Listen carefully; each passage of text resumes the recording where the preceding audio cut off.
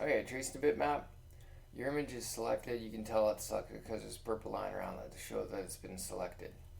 It needs to be in order to trace it, because to trace something, you need a computer. VCarve Pro needs to know what it is that you want to trace. So make sure that you've got a selection box around your image. Trace the bitmap. Click on it. A couple options will come open. I think your default will be color. You want to select black and white. Take notice what happens when it's not selected. Now you can't click on anything. So make sure once again that you've got a selection made so that you can make that selection to black and white. Then go down to the bottom, take off your bitmap fading, and just to show you for interest's sake, you can increase the threshold to make your image darker if you ever needed to. Most of the images are pretty good. If you make it too dark, it brings out too much of the green lines. So good rule of thumb is just bring it as dark as you can without messing up the image too much. Okay. Back down to the bottom of that menu, press preview.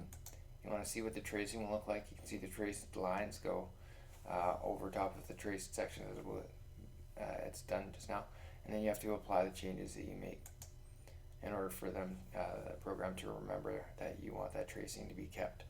Press close, and then you'll see that those tracing lines have been kept. Now it's a good idea to get rid of the original bitmap. If you can zoom in, you can see that black bitmap underneath the traced lines. So click anywhere, either in the black or you can click in the white as well, and press the delete key, not the backspace key. A lot of people get that mixed up. Now you've got a tracing made. That's about all I wanted to show you for this tutorial. Don't forget to save and save frequently. Okay, I'll see you in the next one. Oh, just gotta do this quick here. Yeah, I will show you actually this in here. You want to save in your documents folder. It's a good idea to save it as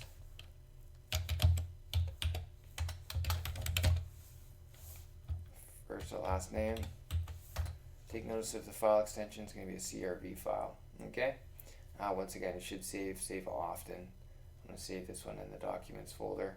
It's better to save there than on your desktop in this when you're still working on the program. Okay, I'm going to leave that there. I'm just going to replace the one I've got.